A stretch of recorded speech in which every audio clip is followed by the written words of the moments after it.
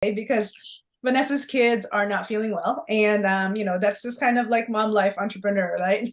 So hopefully they are getting better. And today I actually have Zara with me, and I'm actually gonna go ahead and let her tell us who she is, what she does, and who she serves. Go ahead, Zara.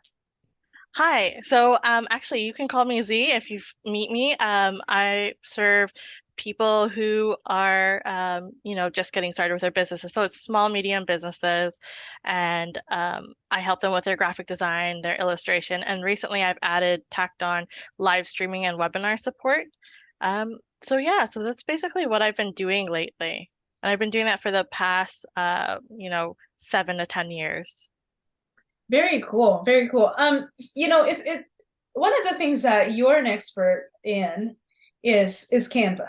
Yes, that's correct. And so I use Canva, and we use Canva in our business, and I'm sure a lot of amateur designers use Canva. What are the three things that we can do to, I guess, minimize the amateur look of some of the stuff that we do and we put together using Canva?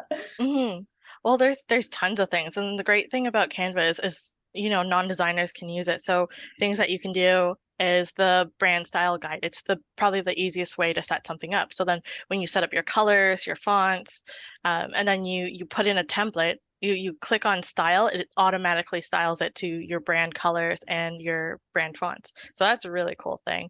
The other cool thing is recently Canva inserted in this whole AI function. I can't remember who the group was that they've initialized this app with, but essentially for this is more for pro users, but you can ask the AI machine, hey, I can't find this image on Canva. Let me type in, real estate house um, in the background, and sold in the foreground, and it'll generate at least two different images that you can use, which is really cool. Another thing that I would recommend as a third tip is that there's rules and grids, so you do not have to like blindly eyeball things. And Canva does automatically snap to the center, and there's a way to position your items around the canvas, which is really cool.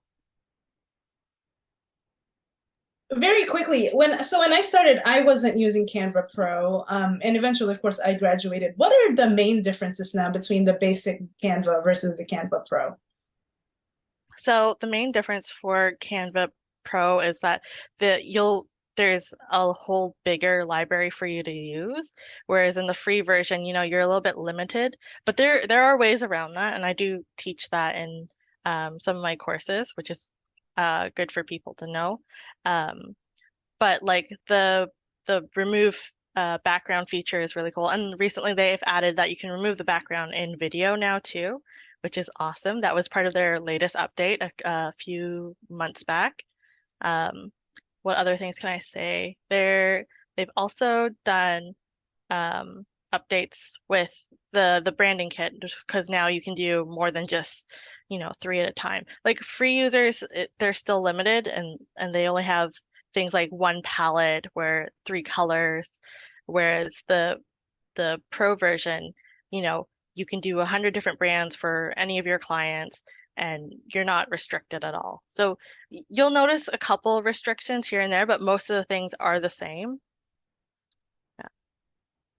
So, so we have a Canva Pro account, and I think my one of the issues that I run into is because I'm a user of the team and I'm not the head of the team. I can't change any of the branding stuff. So when I update our branding, I have to get to the user and say, "Hey, can you make sure that our branding is updated?" And sometimes, they don't get to it. Is that also changing, or is there a workaround for that? So actually in the back end, there's permissions that you can set up where it's like for your admin, it's like profiles for different things. So the admin user, the owner of the account, can set it up so then you can have access to do what you need to. You can even overview billing and stuff like that. All it is it's controlled on the back end for the teams. Got it. Got it. hmm So I just need to ask them to let me, um, Yeah. have access to that. Got it. One of the things that you mentioned, because we have clients too, and sometimes I am not part of the client's team because I'm already in an existing team. You mentioned that we can upload our client's branding as well. Yep, that's correct. You can definitely do that. So in the branding kit, Mhm. as long as you have a pro account, you can add in as many, brand kits as you need to. And the nice thing is that you can pull from the logo, colors that you need to when you put it on the canvas, and then add that into the color brands. Also to kind of mention, because I know printing is sometimes a very big thing, right? Because you want to do it on business cards and whatever. If your client has specific CMYK color settings, you can set that up in the brand kit. So the RBG that you see on the screen is whatever you see on the screen, but then the finite print that you want to get, you can set the CMYK for it. No problem. Interesting you brought that up because recently I work for a nonprofit as kind of like a way to have impact. And one of the issues that we ran into was what the stuff that we created on Canva did not look good when we printed. And so we had to create vector files instead of, the PNG and the JPG type of files that just goes on like, websites and social and all that good stuff. Like, what's the easiest way to bridge that? Or is there an existing Canva thing that we just didn't know? So I wouldn't say that there's a very easy way of going about it. It doesn't exist yet. Ah, But as long as you have like the color information, you can definitely lay that out into Canva and for the branding kit. But the great thing about SVGs is that SVG is a scalable vector graphic, which is a code thing, right? right. And essentially, if you took that away from Canva, sort of back end, and you did it yourself, you can check for the colors, and you can also embed them into there. And all it is just your RBG scale plus this thing called alpha, which dictates, your transparency for the vector. Right, right. That's very cool. Very cool. Um, I have learned a lot, but I am actually definitely more on the on the pro and building quite a bit on Canva. What would be your the one thing that you've seen that entrepreneurs have created that you're just like that is very that doesn't look like it's created by a pro and it's created by an amateur. Like, what would be the one thing that you look at and then go, okay, if I could improve this, it would be that.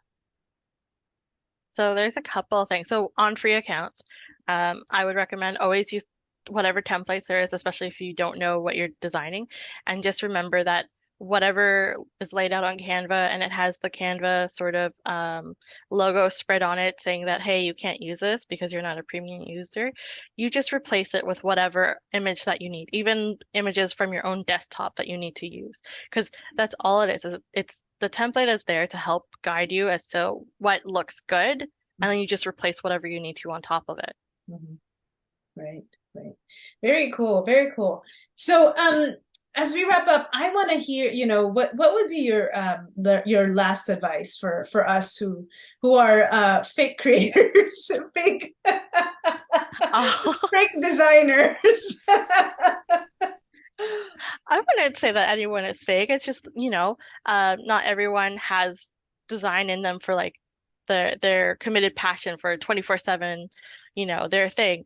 So the last bit of advice I would leave anyone with is that, you don't know unless you try. So, there's a lot of things that you can do to a design and just keep making it until you find the right thing that works for you in that design that you're creating. Cool, very cool. Well, thank you so much, Z. Go ahead and invite our audience to something that you have going on in your in yeah, and I know you have some courses and you have another thing that's coming up. Tell us about it so our people can come and hang out with you. Cool. So I do have a couple of courses coming up closer to the end of November, early December. Right now, the dates are not up, but they're on my website at ziasdigital.com/learn. And on there, there is a subscribe form, so then you get notified for those dates. I also plan to have a Discord group running, so then that way, students who do apply will have access to me for office hours in case they have any other extra questions. So yeah, so feel free to check that out. And I believe that the Discord group will be in the show notes for the links to those places. Yes. Yes. So I will have Z's website on the show notes so you guys can get access to her, can join her in any of her classes and her workshops. And when she released her Discord group, we're going to go ahead and add that in the show notes as well so you guys can join her. I know that there's going to be a paid option where you get more of Z, and there's also going to be a free option where just you get some general learning tips, and those are always good before you graduate into from Canva Basic to Canva Pro. I love Canva Pro, and I like how easy it's made my life and my clients too when I create something for them. So thank Yeah. you so much, Z, for hanging out with us. And like I said, everything that you've told us has been very valuable and very helpful. And we will have links and everything in the show notes. And I think that's it for us, right? Okay, awesome. Thank you for Thank having me you. on. It was Uh, great. all right. Have a good one, everyone. Bye. Bye.